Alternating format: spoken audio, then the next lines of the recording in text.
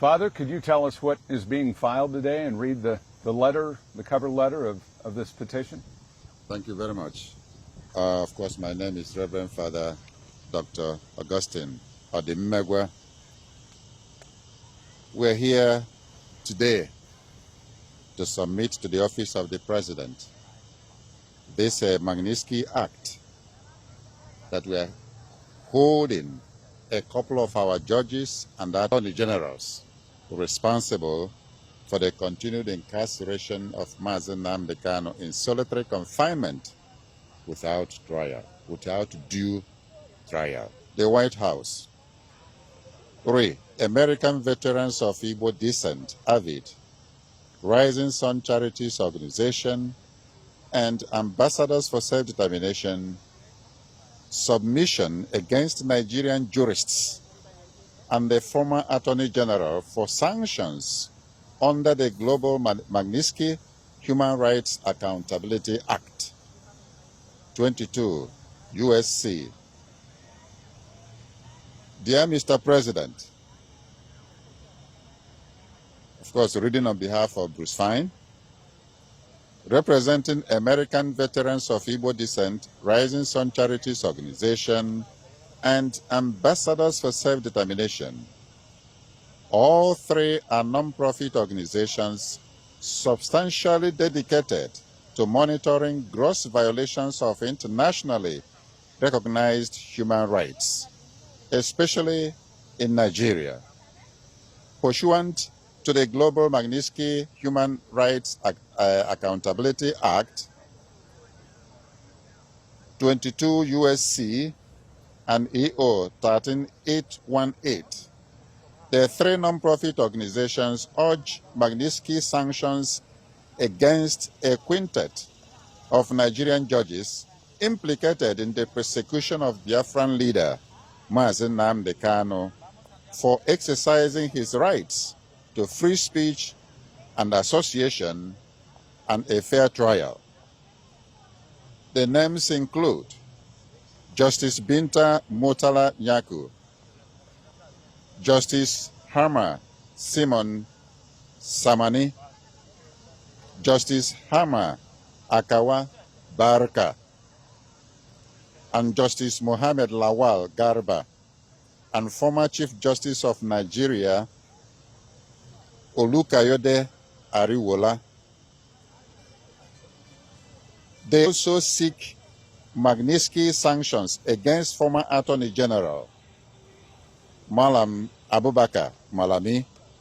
The violations include ongoing arbitrary detention as determined by the United Nations Working Group on Arbitrary Detention, denial of the right to fair trial, judicial endorsement of Mr. Kanu's kidnapping, torture and extraordinary rendition from Kenya to Nigeria. Nigeria's protracted persecution of Mazi Nnamdi Kanu for peaceful advocacy of a self-determination referendum in Biafra commenced as early as 2015. In September 2017, Nigeria's military attempted to assassinate Mazi Nnamdi Kanu in his hometown. Many were murdered, but he managed to escape by a miracle. In June 2021, Mr. Kanu was kidnapped and tortured by Nigerian authorities in Nairobi, Kenya, followed by extraordinary rendition to Abuja, Nigeria. He has been detained in solitary confinement without trial and without proper access to lawyers ever since. The United Nations Working Group on Arbitrary Detention found on July 20, 2022, that Mazi Nnamdi Kanu's detention violated 16 international human rights covenants. It ordered his immediate and unconditional release and the reparations paid. Nigeria has flouted the working group decision for more than 3 years now. On October 26, 2022, the Federal High Court Umuahia declared Mr. Kanu extraordinary rendition unlawful and unconstitutional and awarded damages to him. On December 15, 2023, the Supreme Court of Nigeria, while acknowledging the Nigerian government's extraordinary rendition of Mazi Nnamdi Kanu as criminal, nevertheless decreed that the fruits of its crime, his detention and persecution, were legal. Bruce, could you tell us about the severity of the violations of justice? I mean, just how gross of an injustice is this, and where did they go off the rails in regards to how they treat Mazi Nnamdi Kanu? Well, a few pages of history often speaks volumes of logic here. The persecution really began even before the more recent kidnapping and torture in 2021. As far back as September in 2017, there's attempted assassination through the military to kill Nnamdi and his family and friends. Nnamdi escaped by a miracle. His friends, many of them were killed. And all of this is in violation of the international human right to seek self-determination. Indeed, that right was announced almost 250 years ago in our American Declaration of Independence. The right to government by the consent of the governed. A right that every group enjoys around the world. It wasn't limited to the United States. And the fact is that the Biafrans never joined Nigeria. They were forced at the point of machine guns by the British in 1914 to amalgamate with other portions of Nigeria. But there wasn't any vote, and so there's no need to secede from an organization you never joined. And Nnamdi Kanu has been persecuted mercilessly by the Nigerian government for seeking to defend this right. Now, if we want to compare the persecution with others, Nelson Mandela is a nice benchmark. If you read his memoirs, on Robben Island when he was detained, he lived in a paradise compared to Mazi Nnamdi Kanu. He wasn't in solitary confinement. He actually taught and learned from universities with other inmates there. They had games. There wasn't anything like solitary confinement. He had access to lawyers. Mazi Nnamdi Kanu does not. He doesn't even have access to me. I've been 6 times. They say, no, Mr. Fine, you can't visit with him. Even the persons who visit with him, they can't take in any pencils, no papers. Everything is recorded. Everything is videoed. There's no privacy whatsoever. So again, if we want to take a comparison with Nelson Mandela, who ended up being not only a Nobel Peace Prize winner, but an international hero, he suffered far more grotesquely. And it's continuing to this very day after 4 years. Now, I'd like to amplify for our audience here as well, the Global Magnitsky Human Rights Accountability Act empowers the President to identify foreigners who are guilty of gross violations of human rights, freeze their assets, and ban them from ever traveling to the United States. And that's what we're asking happen in this particular case with regard to the 6 individuals that we identify in our petition. Now, one of the other elements that comes from the Global Magnitsky listing is it's a stigma. It puts you in the same category as notorious, horrible human rights violators, Adolf Hitler, Joseph Stalin, Kim Il-sung in North Korea, anyway, all the ones that you remember by reading in the newspapers. And we would hope that the Nigerians would wake up. This is simply the opening shot, if you will, of trying to obtain justice for Nnamdi Kanu. If others do not shape up and help and insist on his release, they will be on the list that we present to President Trump as well. And that ought to be a message that goes out to everyone in Nigeria who's been involved in this complete travesty of justice against Mazi Nnamdi Kanu. You will be our next petition if within the next short while Nnamdi Kanu is not free as he deserves to be under international law. Bruce, can you expound on the teeth that are in the Magnitsky Act and just how deep can they go to both the individual and the country? Well, the individuals can be banned from ever visiting the United States. They can't do business here. If they have any assets, they will be frozen. But the United States also can, under Magnitsky and related laws, impose embargoes. They can cut off, they can impose tariffs. We know Mr. Trump might slap 500% tariff on Nigeria in order to encourage them to release Mazi Nnamdi Kanu. They're almost a limitless array of sanctions, if you will. They could they could cut off all military supplies, which right now Nigeria is quite dependent upon the United States for a military supply. They should prevent them from getting access to World Bank loans or IMF loans. So there's a huge arsenal that the President of the United States wields to pressure Nigeria to doing the right thing. We don't want to go that way. Mr. Trump doesn't want to take the Nigerian people, who oftentimes suffer with the sanctions, down with the leaders. But after all, the leaders and the acquiescence of the people, especially the Fulani, are responsible for the plight of Mazi Nnamdi Kanu, and they need to take risks themselves in order to do the right thing. And say, well, I don't want to take a risk. The government will retaliate. Well, Mazi Nnamdi Kanu took a risk far greater than anybody's asking you to take. It's time to be accountable for your own country and your own compliance with international law and push back against the government of Nigeria that, again, has acted in dastardly criminal fashion for at least 40 years. And I want to underscore what the government did is a crime. Think of this obtuseness.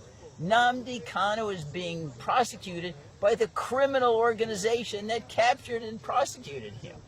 It's the government should be prosecuted by Nnamdi Kanu, not the other way around. And when that happens, we know that justice will have prevailed. Does the president have the power to actually punish countries doing business with Nigeria? I mean, how far do those teeth go? No, I mean, we can see right now with regard to the use of the tariffs. Yes. If you call tariffs, punitive tariffs, 100, 200%, the answer is yes. The president does have that authority under emergency powers and existing sanctions that Congress has allocated to the executive branch to do those things. But I don't believe in this particular situation, Mark, there really is much space between the president and Congress. Congress also of the United States is very, very critical of Nigeria. The chairman of the House Foreign Relations Committee, Chris Smith, has been a bitter critic of Nigeria for long years. And Congress could do something like expel Nigeria from the United Nations. That was done in a similar way with suspension. During the period of apartheid in South Africa, the United Nations suspended South Africa until it abandoned apartheid after Nelson Mandela was released. It was suspended for over 2 decades.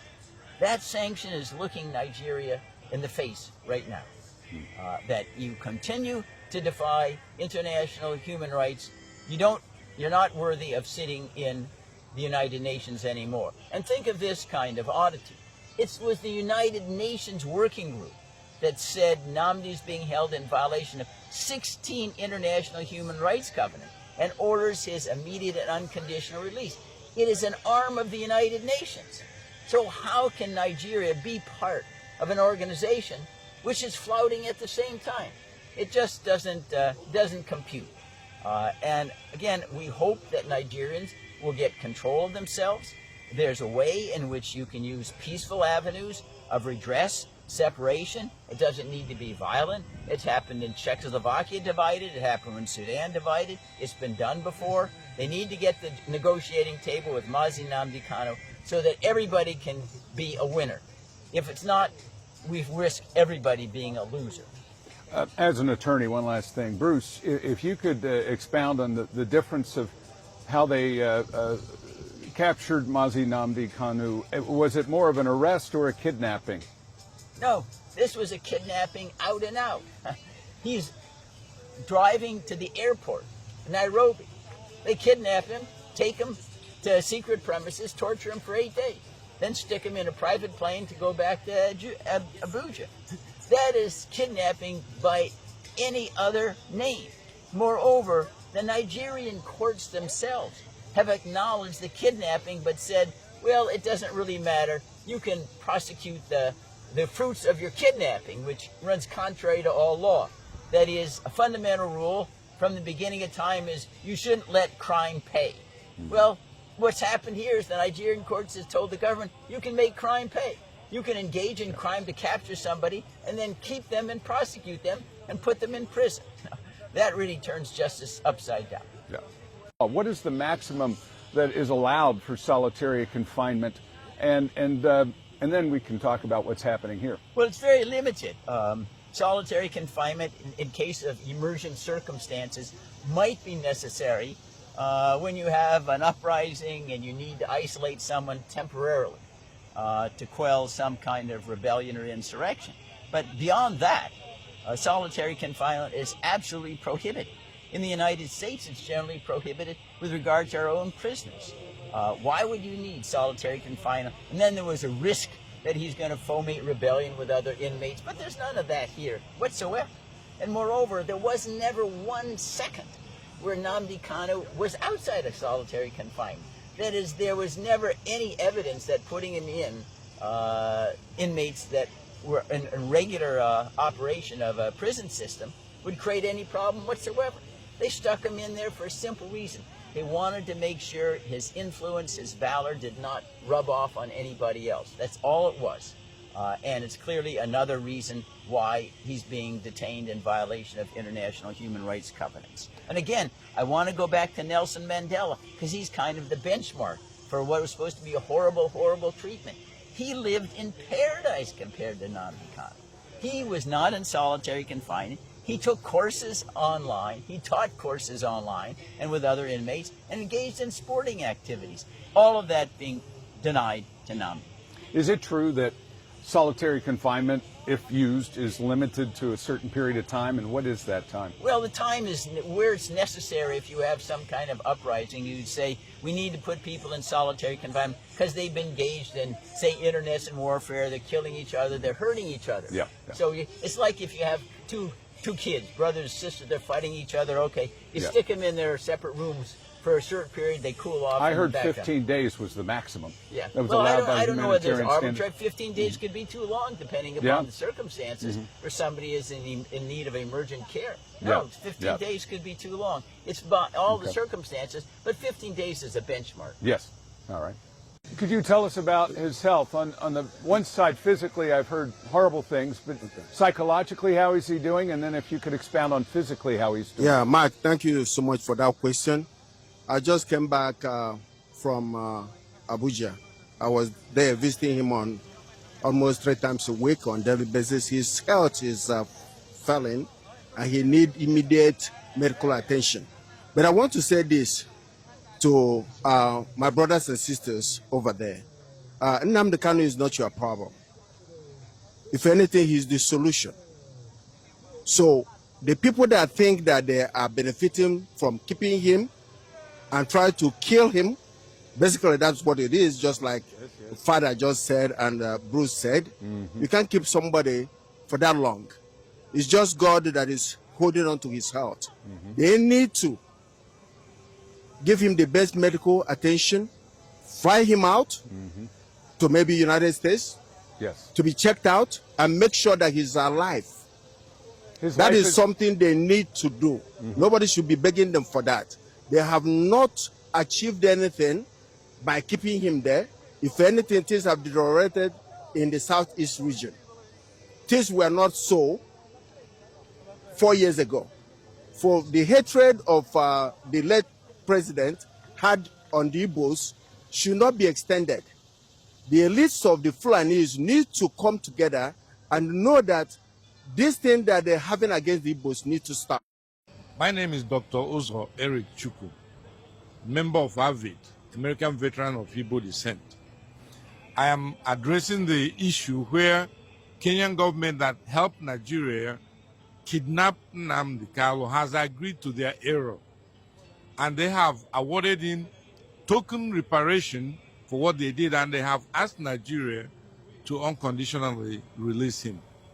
So if Kenya that helped them now understand that they made a mistake, Nigeria has no footing to continue to keep Nnamdi Kanu under detention and inhuman torture and punishment. This document contains the details of all the atrocities committed by these judges.